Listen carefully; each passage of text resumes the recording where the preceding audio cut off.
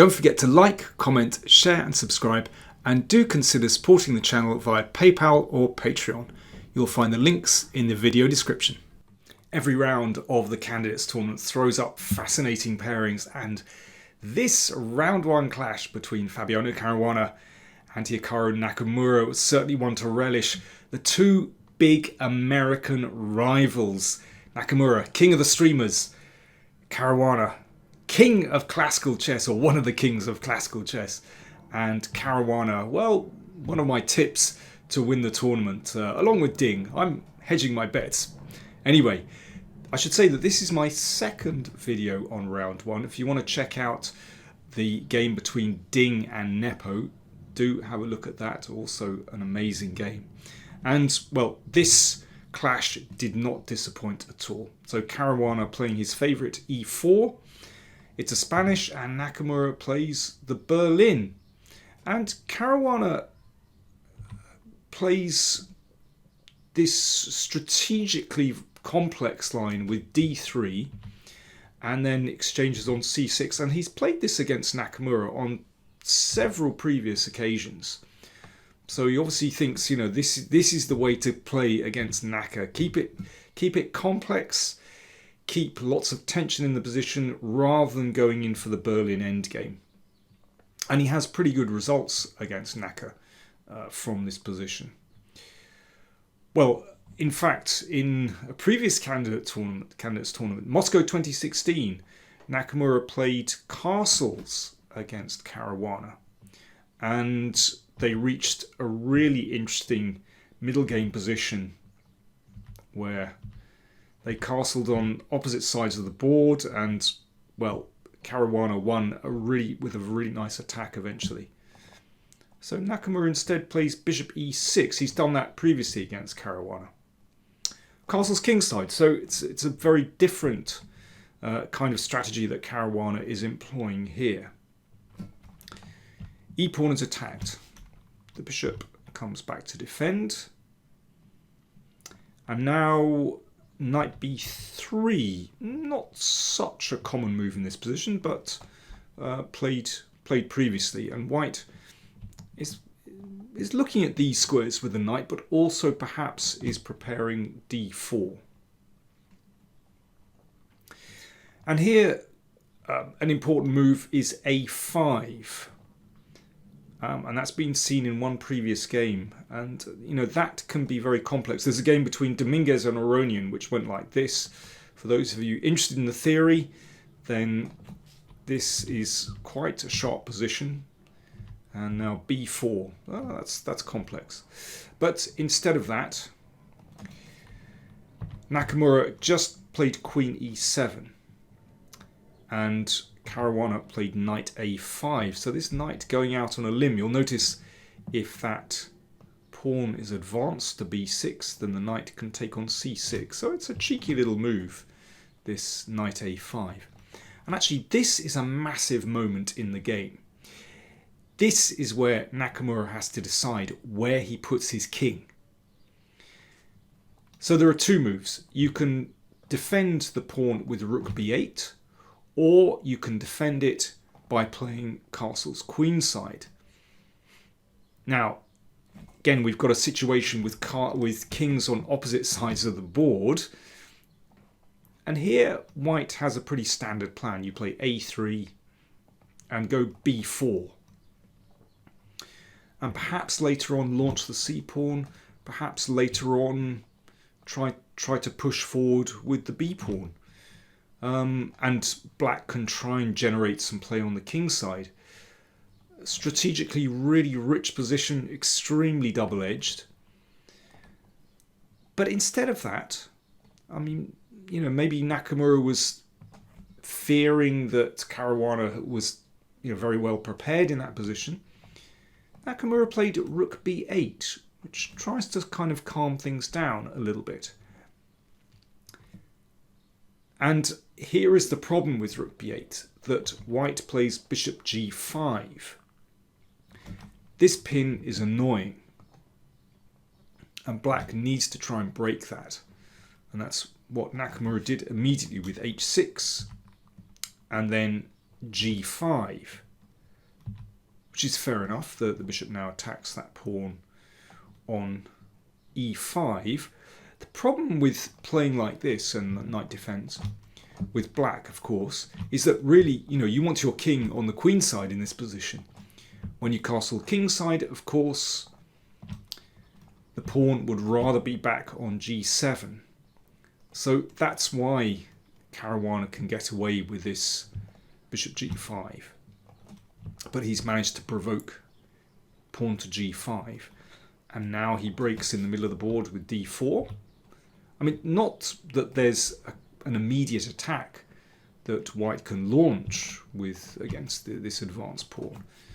But in the long term, this is a problem for black, or something black has to be aware of. h5, and an exchange of pawns in the middle of the board. And the knight comes back to c4. So the knight, there's two knights against two bishops at the moment, but white is going to be able to take one of these, or at least, black could take here. Rook d8, protecting this. Knight takes. Nakamura straightens out the pawns. Caruana has got one of the bishops back. And now I really like Caruana's next move. Queen e3. Looking at the pawn here, looking at the pawn here. Now this doesn't win a pawn because Nakamura advances. But I just think the queen is so well placed looking at both sides of the board. a6 from Nakamura, just making sure that pawn doesn't get taken. And b3 from Caruana. Perhaps later on preparing c4. But also, perhaps wanting to just move the rook into the middle of the board and doesn't have to worry in some positions about bishop takes. And again, this is a big moment in the game for Nakamura, where basically there is nothing wrong with white's position. There are no real weaknesses. The king is being pressed by these pawns, but no file is open, and the king is pretty well protected. White has excellent coordination. Black has a slight problem. First of all, where does the king go? And potentially later on, this pawn is perhaps a little bit weak. Got to keep an eye on that. White can put some pressure on the d file. So these are two issues for black. And I mean, one way of playing the position would be something like this. Let's play h4. White breaks with f3. And then you could bring the king back to the queen side. Now here, I can sort of understand why Nakamura was reluctant to do this, because the queen looks good potentially coming down here. But black certainly has counterplay on the g file. I mean, white could perhaps advance these pawns to try and break open the position. Now, it's one option. Perhaps looks a little bit sketchy. But it's not the last time that black can perhaps move the king into the middle. So Nakamura chose castle's king side. And this position, I think he would really prefer to have those pawns back on h7 and g7. f3 breaks things open a little bit.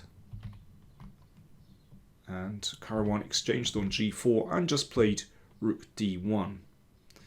So essentially, black has these two problems still. The king, which, okay, it's covered by the queen at the moment, but it is a bit exposed. And that pawn on d6, which is just a little bit vulnerable. Another big moment in the game. Here, an option would be to play rook d7. Okay, an exchange of rooks, and then you bring the king back into the middle. And it potentially, if white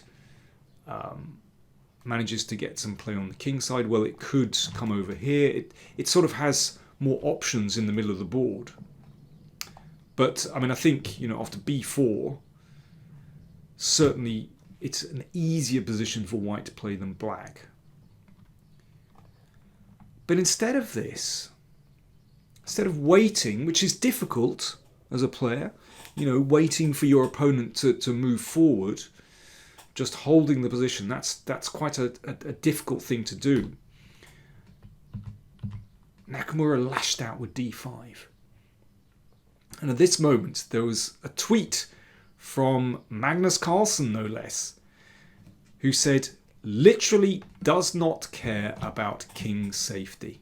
Okay, what did Carlsen mean by that? Well, basically, this is going to open the position, and the king will be even more vulnerable. Whereas if you keep the pawn back there, then yes, there is the possibility later to bring the king into the middle where it is perhaps a bit better protected. So there we go. Carlsen was not impressed by Nakamura with his decision to play d5. Okay, let's see how white deals with this, because of course this is it's a big moment in the game for both players. You know, can Caruana tame this pawn center? Well, he does so brilliantly with some precise moves. Now you could wait around with c3, but first of all, rook de1. There was also a question, which rook do you play to e1? But this is excellent. So attacking here. e4. Again, precise moves from Caruana. He exchanges and plays c4. So the f-file isn't important here. Those squares are covered. But what is important is to go for that pawn on e4. So he's undermining the pawn's protection. And the point is this. If pawn takes c4, you don't need to recapture on c4, but you play queen takes e4, hitting the bishop, and then you recapture on c4.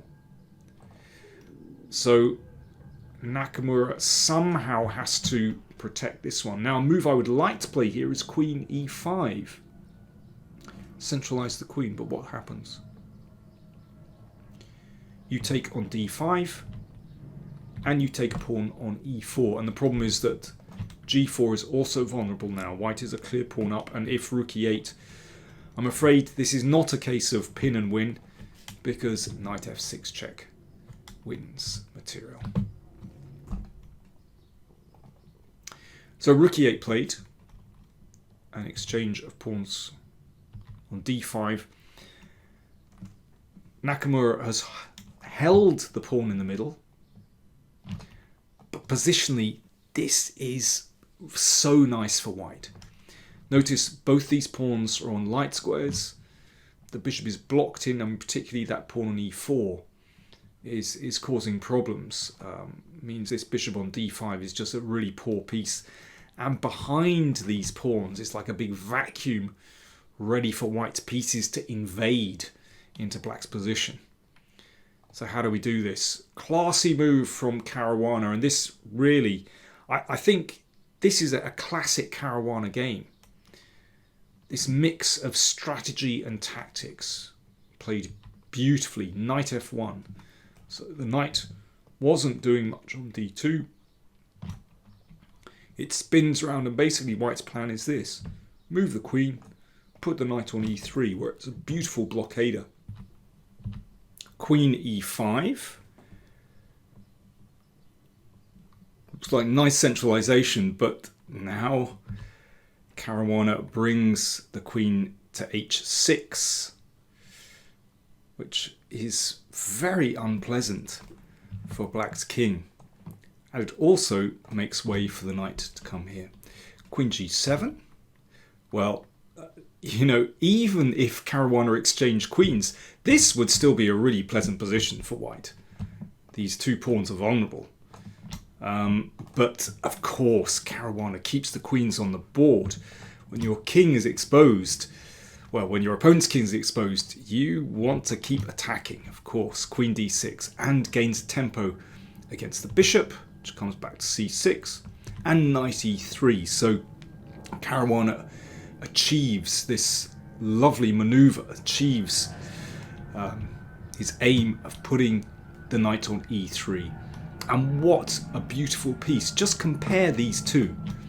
That beautiful blockader on e3, just looming over into black's position, also looking at that weak pawn on g4. And what can Nakamura do here with black? This is just a world of pain. He's got to defend his king. This pawn is loose. All white's pieces threaten to invade in the position. And what can black attack in this position? There is nothing, no vulnerable point in white's position. King is safe. Pieces are well protected. This is a dream position for Caruana. Well, Nakamura decided to compromise and played the pawn to g3, just giving that pawn and at least upsetting white's kingside pawns. But, well, it can just be taken, and this problem hasn't disappeared. Black's king. Queen e5. Again, Nakamura desperate to exchange queens, but no thank you very much. A check. They repeated a couple of times. And now queen takes g3. Notice that queen is protecting the knight. So rook f1, the rook activates. So it doesn't take too much for this rook to come into the game. Rook f5 and rook g5 or rook f6. I mean, it's going to land on one of these squares and suddenly it's checkmate. So it's already absolutely desperate for Nakamura here. Now, perhaps he could have defended a little bit better, but basically I just think this is such a depressing position for black to play. I think on every turn, black has to play absolutely precisely. You know, you can lose instantly in this position. Whereas for Caruana, actually, you just need to maintain your position, and at some moment, you just know that black is gonna crack here. Bishop e6, yeah, trying to control that knight, but I'm afraid to no avail. Knight d5, the knight comes in anyway, so you know, watch out for these checks. And here, if bishop takes, here's the point. There we go. The rook is ready to come here, and if e3, well, there's a nice little move. You don't have to play rook g5 straight away, but queen h5 hits the rook. There is too much going on here, basically. This is winning for white. So knight e5, rook f8 played. And Caruana even has time to swipe that e-pawn. Bishop threatened. Queen h6 defends. Rook e1 hits the bishop. And, well, if this is exchanged off, then it's not going to take too long before white manages to swing that rook up the board. King h8, rook e4. And the king is always going to be safe if there's a check on the back rank, and then rook h4 is the end. And if queen g7, you can exchange and pick off a second pawn. Game over. There's always going to be something here, basically, for white. So rook e1 has just been played, attacking that bishop on e6, which Nakamura defended. Excuse me, he didn't defend it. He hit the knight here. So, yeah, if that's taken, then rook takes knight and escapes into an endgame, but no. Knight e7, check. Knight f5. Hits the queen. And the king is suffering here. And now we approach the end of the game. Knight h6 check. King g7. So there is no need for white to take here, but instead queen g4 check. And here Nakamura resigned.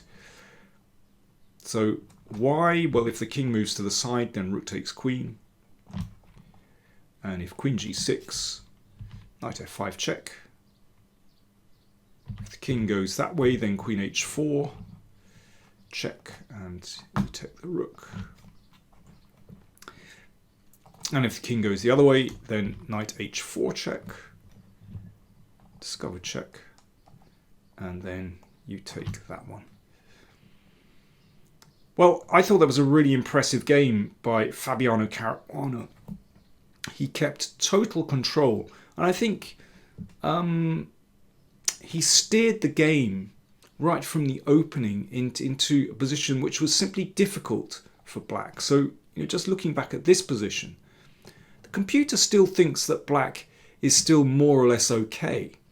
But from a human point of view, this is very difficult for black, because you have these two problems of the king and that pawn on d6. And white is simply much more secure in this position. Secure king, and that queen is beautifully placed on e3.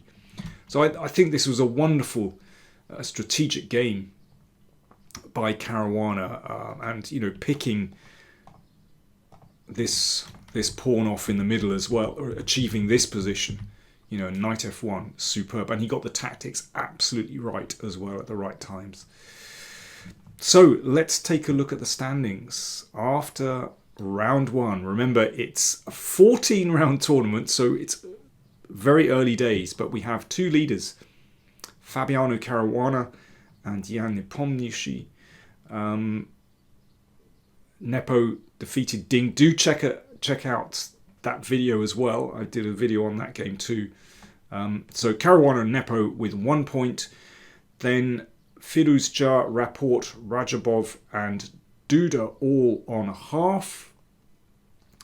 And Ding and Nakamura on 0. It is very early days, but what a fantastic first round. Every single game was really hard fought, and it's great to see decisive results, because that will spur others on. Can one of those players, Caruana and Nepo, can they make a break? So my prediction at the start was that Caruana and Ding were the favourites of the tournament. Well, one of them has won his first game, but Ding failed. So who knows? I think it's just a wide open contest. Anyway, more will be coming soon. Thanks very much for watching. Oh, by the way, on next Friday, I'm going to be holding a very special live broadcast featuring Ruslan Ponomaryov, former FIDE world champion, who has put together a book on Ukrainian chess, and proceeds from that book will be going to charities in Ukraine. So it's a really special publication. And so if you have any questions for Ruslan Ponomaryov, then do put them in on the chat. Do send them to me. Live broadcast next Friday, the 24th, I think it is. Next Friday anyway, at 1800 hours Central European time. So that's a really special event. So look out for that. More details coming later. Thanks for watching.